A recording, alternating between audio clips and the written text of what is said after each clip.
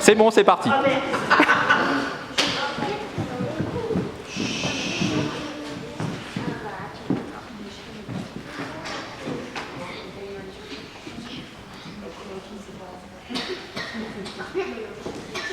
Bien fort.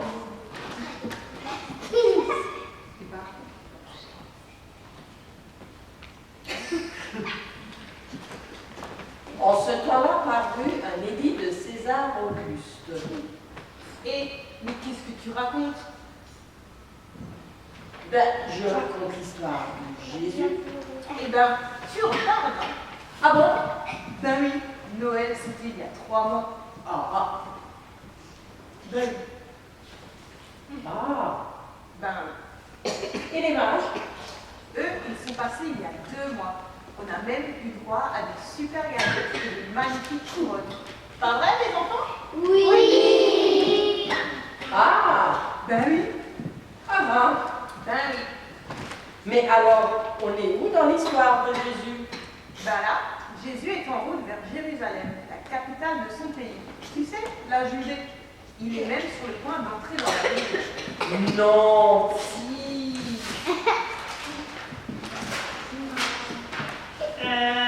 Excusez-moi, je voudrais pas vous déranger, mais moi, qu'est-ce que je fais? Tu reviens à Noël. Ok.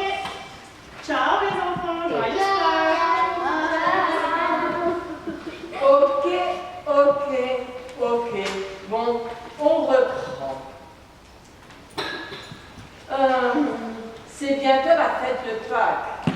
Jésus et ses amis arrivent.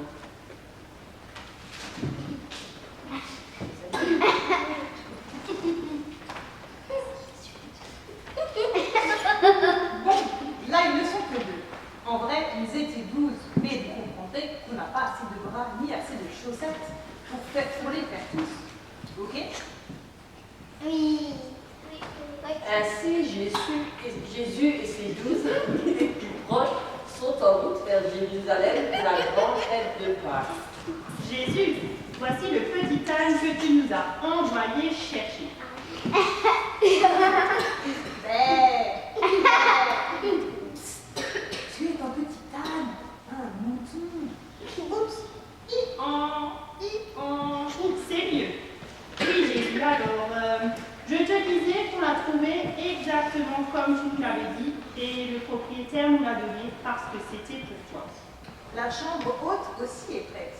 Tout s'est passé comme tu nous l'avais dit. Très bien, nous pouvons y aller. Jésus monte sur l'âne et ils se mettent en route. Lorsqu'ils arrivent à la porte de la ville, une foule les attend avec des branches de palmier. Des gens déposent même leur manteau pour en faire un tapis sur le passage. Tous sont très heureux et poussent des cris de joie. Hosanna pour le fils de David, béni soit celui qui vient au nom du Seigneur. Hosanna dans les lieux très hauts. Jésus et ses amis sont eux aussi dans la joie. Waouh! C'est super! Quel accueil! Il nous aime vraiment.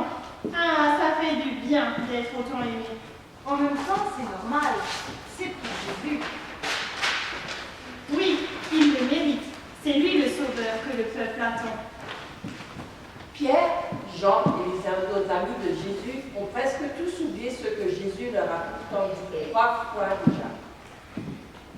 Il faut que j'aille à Jérusalem. Pour mourir. Le jour suivant, Jésus fait le ménage dans le temple.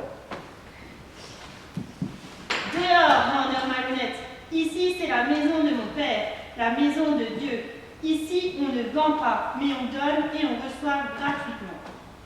Pour que tout le monde comprenne ce qu'il veut dire, Jésus guérit un infirme.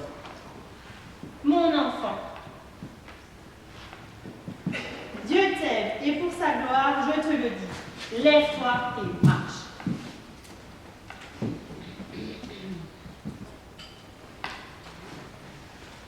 Incroyable! Je suis guérie.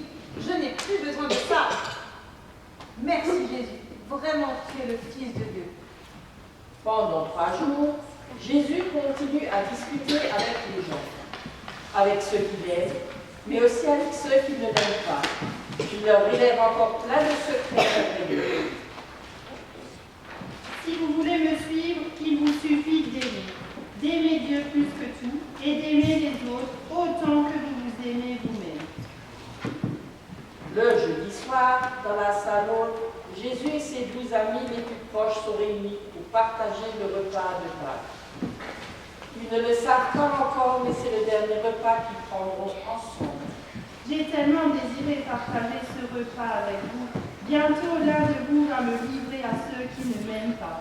Maintenant, je vais encore vous montrer comment vous devez vous comporter les uns avec les autres.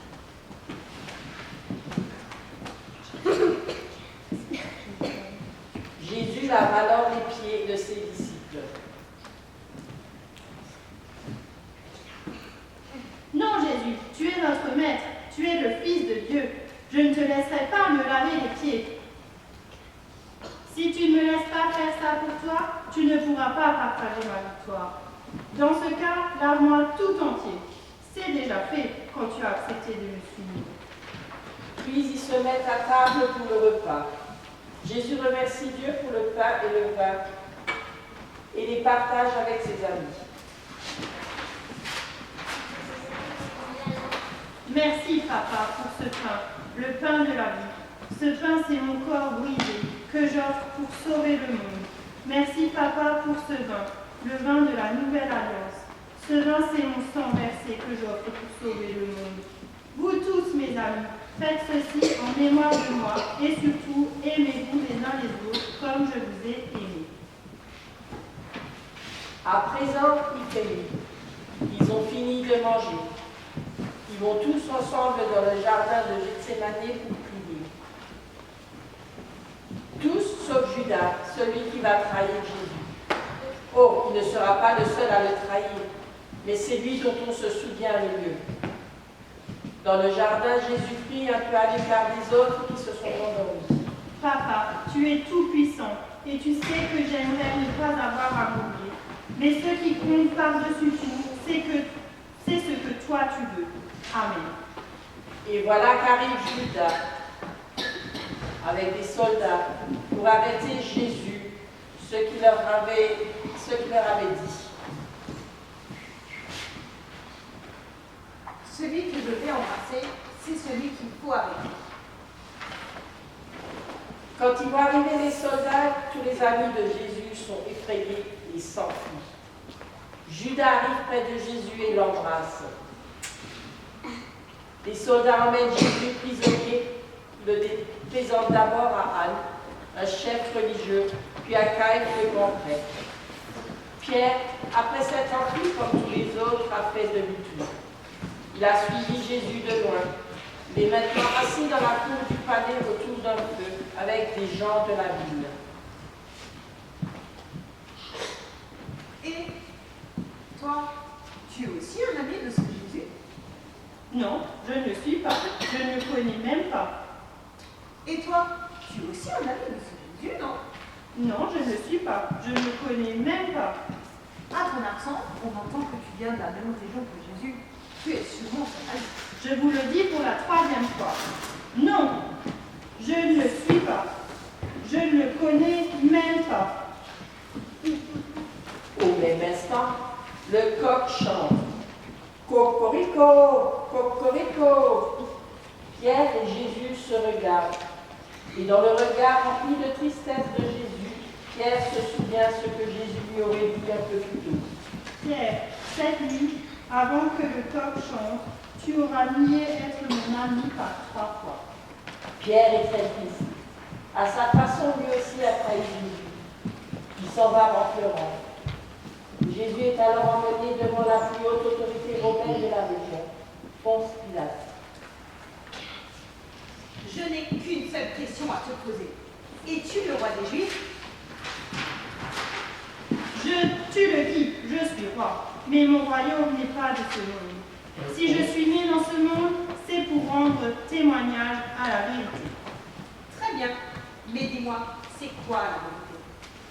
Pilate ne trouve rien à reprocher à Jésus, mais les chefs religieux et le peuple insistent pour que Jésus soit mis à mort, cloué sur une croix. Crucifie-le! Crucifie-le!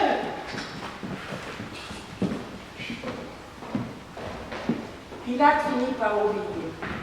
Le matin était fouetté Jésus.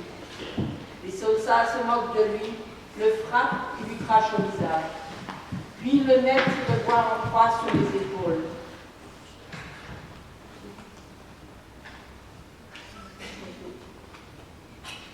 Il emmène Jésus en dehors de la ville sur une colline appelée le Golgotha. Là, Jésus est crucifié, avec lui deux voyous, l'un à sa droite, l'autre à sa gauche. Même la souffrance, Jésus aime jusqu'au bout et il dit: Père, pardonne-leur, car ils ne savent pas ce qu'ils font. Au milieu de l'après-midi, Jésus, juste avant de mourir, dit encore ceci: Tout est accompli. Papa, accueille-moi dans tes bras. Jésus meurt. Les soldats le descendent de la croix. Les hommes assez riches qu'il aimait beaucoup déposent son corps dans un tombeau. Devant l'entrée, des chefs religieux font passer une très grosse pierre et des soldats gardent l'entrée. 3 jours plus tard, le dimanche matin, plusieurs femmes qui suivaient Jésus depuis longtemps vont au tombeau pour verser du parfum sur le corps de Jésus, parce qu'elles n'en ont pas eu le temps avant pour faire l'entrée du tombeau. Je suis horriblement triste. Moi aussi. Je n'aurais pas cru qu'il allait mourir. J'aurais pensé qu'il allait tous nous sauver. Oui, moi aussi.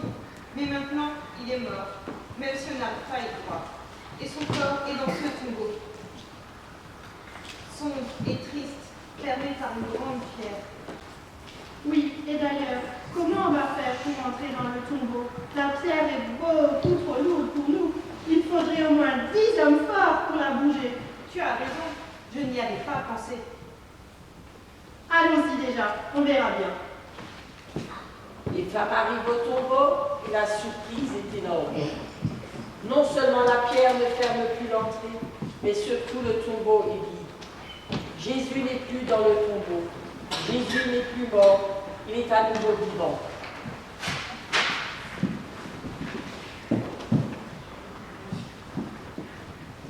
Avec Josette, nous aimerions vraiment vous montrer Jésus ressuscité, comme il est apparu aux femmes près du tombeau, comme il est apparu à ses amis dans la chambre haute sur le chemin d'Emmaüs, près d'un lac et en de nombreuses autres occasions. Mais pour voir Jésus ressuscité, il faut les yeux de la foi, Les yeux de l'amour. les yeux du cœur. Avec ces yeux-là, je suis sûre que toi aussi tu peux le voir. Tu peux être son ami et partager sa victoire et sa joie. Alors, joyeuse Pâques, les enfants! Joyeuse Pâques! C'est bien. Bravo les chaussettes.